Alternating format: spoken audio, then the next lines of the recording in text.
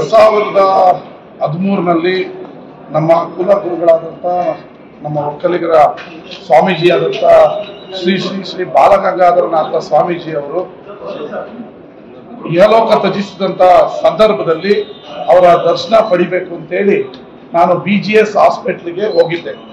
ಆ ಸಂದರ್ಭದಲ್ಲಿ ನಮ್ಮ ಮಾಜಿ ಪ್ರಧಾನಿಗಳಾದಂಥ ಶ್ರೀಮಾನ್ HD ದೇವೇಗೌಡ ಸಾಹೇಬರು ಕೂಡ ಅವರು ಕೂಡ ದರ್ಶನ ಮಾಡಲು ಬಂದಿದ್ರು.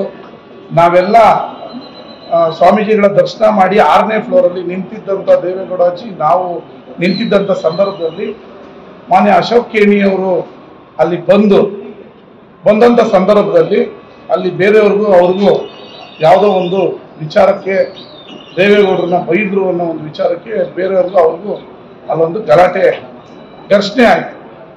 ಆ ವಿಚಾರವಾಗಿ ಮಾನ್ಯ ಅಶೋಕ್ ಕೇಣಿಯವರು ಕೆಂಗೇರಿ ಪೊಲೀಸ್ ಠಾಣೆಯಲ್ಲಿ ದೇವೇಗೌಡರನ್ನ A1 ಮಾಡಿ ಅರುಣ್ ಗೌಡ ಅಂತೇಳಿ ಅವ್ರನ್ನ A2 ಮಾಡಿ ನನ್ನನ್ನು A3 ಮಾಡಿ KPSC ಮಾಜಿ ಚೇರ್ಮನ್ ಆದಂಥ ಅಧ್ಯಕ್ಷರಾಗಿದ್ದಂಥ ಸನ್ಮಾನ್ಯ ಕೃಷ್ಣ ಅವರು ಮತ್ತು ಈ ಸಂಜೆ ಪತ್ರಿಕೆಯ ಮಾಲೀಕರಾದಂಥ ವೆಂಕಟೇಶ್ ಅವರು, ಆಮೇಲೆ ಮಾಜಿ ವಕೀಲರ ಸಂಘದ ಅಧ್ಯಕ್ಷರಾದಂಥ JDSನ ಮುಖಂಡರಾದಂಥ AP ರಂಗನಾಥ್ ಅವ್ರನ್ನ ಪಾರ್ಟಿ ಮಾಡಿ ಕೇಸ್ ಕೊಟ್ಟಿದ್ರು.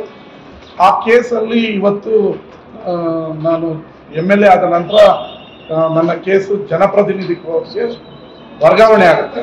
ಇವತ್ತು ಜನಪ್ರತಿನಿಧಿಗಳ ಕೋರ್ಟ್ನಲ್ಲಿ ನನ್ನ ವಿಚಾರಣೆ ಇತ್ತು, ನಾನು ಹಾಜರಾಗಿದ್ದೆ. ಅದು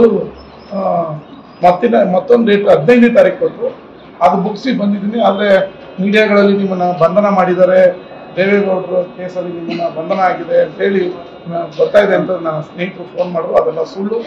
ಕೋರ್ಟಲ್ಲಿ ಡೇಟ್ ಇತ್ತು, ಹಾಜರಾಗಿದ್ದೆ, ಕೋರ್ಟ್ ಮುಗಿಸ್ಕೊಂಡು ಬಂದಿದ್ದೀನಿ. ವಶಕ್ಕೆ ತಗೊಂಡಿದ್ದಾರೆ ಅಂತ ಹೇಳಿದ್ರು, ಅದೆಲ್ಲ ಸುಳ್ಳು. ನಾನು ಆ ಕೋರ್ಟ್ನ ಮುಗಿಸ್ಕೊಂಡು ಬಂದಿದ್ದೀನಿ. ನಮ್ಮ ಯೂಟ್ಯೂಬ್ ಚಾನೆಲ್ನ ಸಬ್ಸ್ಕ್ರೈಬ್ ಆಗಿ, ಲೈಕ್ ಮಾಡಿ, ಪಕ್ಕದಲ್ಲಿ ಕಾಣಿಸೋ ಬೆಲ್ ಐಕನ್ನ ಕ್ಲಿಕ್ ಮಾಡಿ.